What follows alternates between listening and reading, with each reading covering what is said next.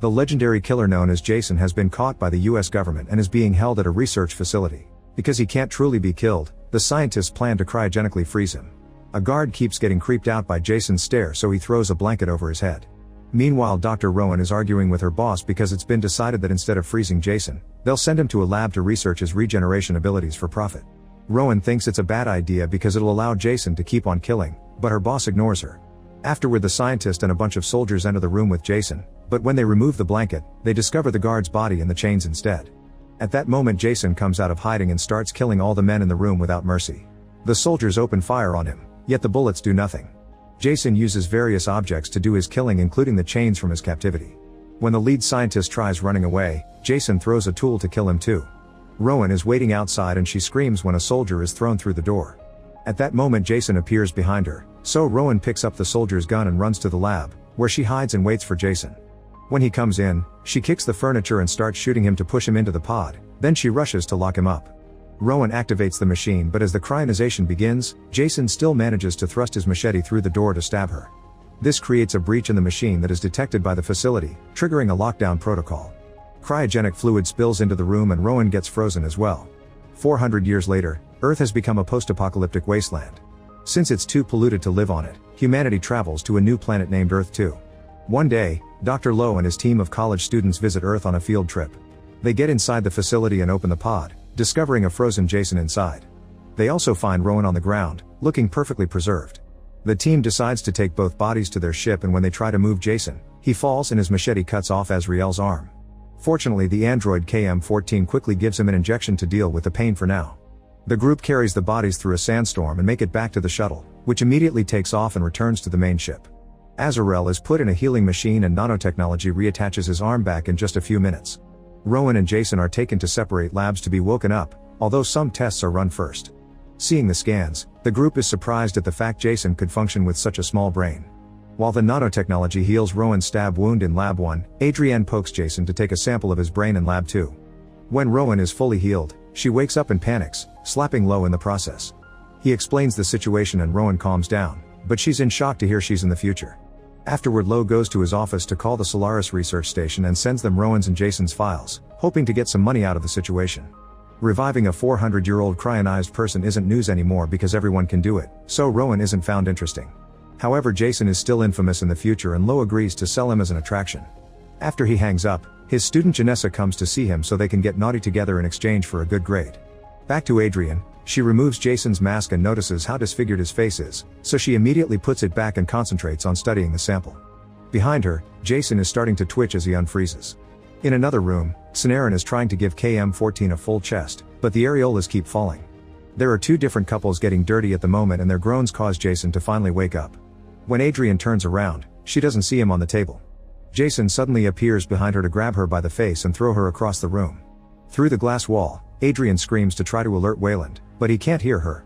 Then Jason drags her back by her hair and dips her face into liquid nitrogen, freezing her head before smashing it on the counter to kill her. Next, he grabs a machete from the operation table and leaves to look for another victim.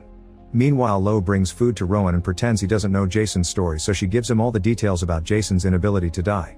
Afterward, Lowe introduces Rowan to some of his students and she gets to admire some of their experiments, being particularly impressed by KM-14. At this moment, Wayland shows up with Jason's old machete and Rowan freaks out when she realizes they've brought Jason aboard too. Lowe swears Jason is dead, but Rowan is skeptical and asks for proof. They go to Lab 2 and find Adrienne's body, so Security Chief Brodsky declares a lockdown through the speakers and asks everyone to hide in Lab 1.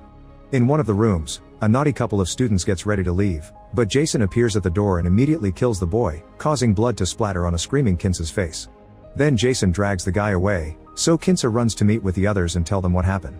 Brodsky is furious and orders his solders to destroy Jason on sight.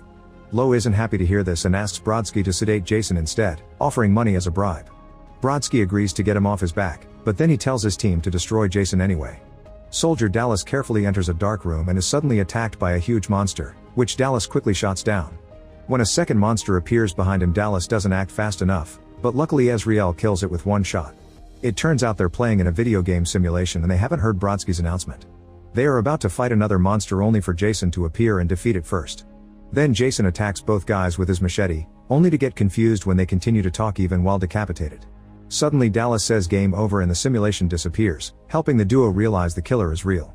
Jason grabs Azrael and Dallas shoots him to make him drop his friend, but the bullets do nothing. Azrael tries jumping on Jason from behind, however Jason easily grabs him again and breaks his back before dropping him dead on the ground. Next he takes Dallas and smashes his face on the wall. Moments later, 2 soldiers find the bodies in the gaming room and inform the others, who are getting more worried by the second. At the same time, Engineer Crutch is working at his desk with his headphones on, so he doesn't know about the situation either. Suddenly he sees Jason approaching him in his mirror, and before he can react, Brodsky and his soldiers show up and tell him to duck. They shoot Jason dozens of times, destroying half the room in the process. Once the fire is over, they realize Jason is gone.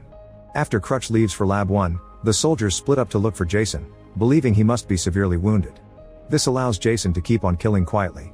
First he grabs a soldier from the back and drags him into a corner to break his neck. Then he finds another soldier alone and attacks him with his machete.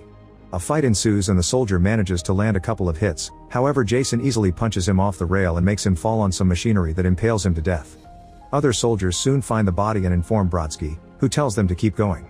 Next, Jason surprises a woman from behind and cuts her throat. She doesn't die yet and stumbles into a teammate to beg for help, only to fall to her death. As her teammate grieves for her, Jason appears and the soldier immediately opens fire. The bullets push Jason back into a hook and the soldier pushes a button to suspend him in the air before telling the others on the radio that he won. However, Jason just jumps off the hook and kills him by cutting his body in two. Brodsky tries to look for them and finds the last soldier hanging dead on the hook, meaning he's the only one left. Refusing to give up, Brodsky keeps sneaking around until Jason's arm breaks through a wall and drags him against it to stab him. A smug Brodsky says this isn't enough, so Jason stabs him again to actually kill him. In Lab 1, the group realizes they don't have protection anymore. Lowe contacts the pilot and orders him to use hyperdrive to reach the Solaris port quickly. The ship does start going faster, but Jason appears behind the pilot and kills him as well. This causes the ship to fly blindly and it crashes right into Solaris, destroying several buildings and causing multiple explosions that damage the system and the hull. The ship goes through the buildings and just keeps flying ahead, leaving the Solaris port behind. Lowe considers trying to fly the ship back, but they see on the window that the port explodes. All the students worry, so Lowe tells them they just need to wait for another ship to help them because he's already activated a beacon. At that moment someone starts banging on the door and everyone screams, causing the pounding to stop. As they wonder the meaning of this, Jason bursts in through the glass wall connected to the other lab. The group panics and starts running away, hiding in another room that KM-14 locks up. Lowe stays behind and tries talking to Jason, offering him fame and fortune. Jason finds his original machete and immediately shuts Lowe up. Meanwhile, the group considers their options and remembers the shuttle. They agree to split with a plan. Rowan, Janessa, and Kinsa will go to the shuttle to get it ready while Waylander and Crutch pre-launch it from the bridge, where they find the pilot's dead body. They have to move him and clean to use the control panel. Meanwhile, KM and Sonaran start collecting important pieces to do some modifications and end up sharing a kiss. On their way to the shuttle, Rowan finds a soldier's body and takes the gun. Minutes later, she sees another body that seems to be alive, so she tells Janessa and Kinsa to go ahead while she checks this out. Rowan carefully moves around the spike on the wall and reaches the body, discovering that it's Brodsky. He doesn't have much time left, but she still asks him to hang in there because she'll come back for him. Once in the shuttle, Rowan asks for help to carry Brodsky's body. Janessa contacts Crutch to confirm the shuttle is ready and asks for support for Rowan. Waylander soon meets with Rowan, but when they look for Brodsky's body, they can't find it. At that same time, Crutch is startled by the pilot's head, which is being held by Jason. Crutch manages to warn the others on the radio before Jason pushes him against the power panel and electrocutes him to death. Hearing this, Kinsa panics and locks the door to the shuttle. Rowan, Kinsa, and Waylander beg her to let them in, but instead she launches the shuttle prematurely. This causes the shuttle to crash into the ship, killing Kinsa and causing even more damage to the hull. The trio wonders what to do when they're suddenly cornered by Jason. Before he can attack, Sonaran shows up just in time to show off the upgrades he's done to KM-14, who is now armed and ready to battle. Jason immediately throws his machete at her and KM-14 falls to her knees in pain. Then Jason approaches her to finish her off, however KM-14 is only pretending and quickly opens fire, making him fly back. She follows him with a big jump and keeps firing at him, occasionally mixing the bullets with a few kicks. After shooting at Jason for several minutes, KM-14 does more crazy jumping and lands on top of him. She gets ready to shoot his head, only for Jason to punch her off. When he's about to kill her, Brodsky appears behind him and distracts him long enough for KM-14 to recover.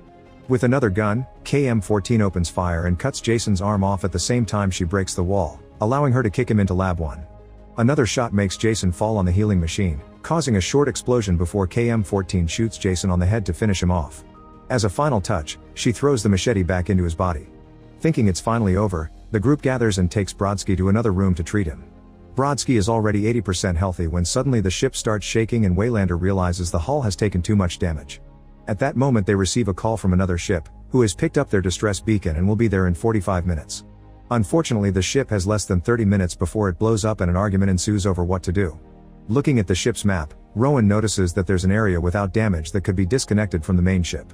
While the group goes away to execute their plan, the machine in Lab 1 activates and starts healing Jason, giving him an improved metallic body. In the meantime, the group starts setting up bombs on the hallways to disconnect the damaged area from the intact one. It only takes them a few seconds, but once they're done, they find their path blocked by Uber Jason. KM-14 opens fire, yet all the bullets bounce off Jason's body. Then she tries hitting him, only for Jason to immediately decapitate her. Synaran rushes to pick the head up and Rowan acts as his shield, so Jason starts chalking her. Waylander jumps in to fight him, and while Jason is distracted beating him up, the others escape into the intact area. Once everyone is safe, Waylander activates the bombs and the ship successfully separates in two, although he dies in the process and Jason is pushed out by the shockwave. Moments later, the rescue vessel finally is getting closer, however Jason suddenly punches through the wall from the outside. As the resulting hole starts to suck everything up, everyone rushes to hold on, but unfortunately Janessa chooses a grill that soon flies away. Rowan tries to reach out to her and their fingertips barely get to touch before Janessa is sucked away to her death. Afterward Rowan, Brodsky, Synaran, and KM-14's head make it to the other room and lock the door. Through the window, they see Jason punching through the walls again to re-enter the ship, so they start running away. Eventually they make it to the docking port at the same time the rescue vessel makes contact with the ship, but the gate isn't working and Synaran can't override the system. Brodsky decides to go on a spacewalk to jump the lines, so he suits up and leaves through the maintenance hatch. As Brodsky works on the control panel, Synaran and Rowan hear Jason breaking down doors and making his way to them. To buy some time, Synaran connects KM-14's head to the computer and activates the video game simulation around Jason, using Earth's database of Jason's hometown to replicate it. At first Jason is confused, but soon Synaran thinks he's been seen, so he adds another distraction: two women that offer Jason alcohol, Mary Jane, and premarital naughty times. Jason hates all those things, so when the women get in their sleeping bags naked, Jason grabs one of them and uses her to start beating up the other. At that moment Brodsky finally resets the system and the gate opens. However, his messing with the wires also causes an explosion in the room that ends the simulation. As Jason comes for them, Rowan and Synaran run into the rescue vessel, only for Synaran to notice they forgot KM-14's head. Rowan goes back for her and rushes to the bridge when she sees Jason coming. The killer tries following her, however Brodsky shows up and closes the gate. The rescue vessel can't wait anymore and flies away while Brodsky clashes with Jason at the same time that this half of the ship also explodes. To Rowan and Synaran's horror, the shockwave sends Jason flying right toward them. Fortunately Brodsky is also sent in that direction and pushes him away. Then Brodsky uses Jason as a shield as they fall into through the atmosphere of Earth 2, burning them both down in the process. Rowan, Synaran, and KM-14 finally relax, glad it's over. On Earth 2, a couple sees a shooting star falling in a lake and decides to investigate. The star is actually Jason's head, which may still be alive. Make sure to subscribe and turn on notifications so you can watch more videos like this. Thanks for watching.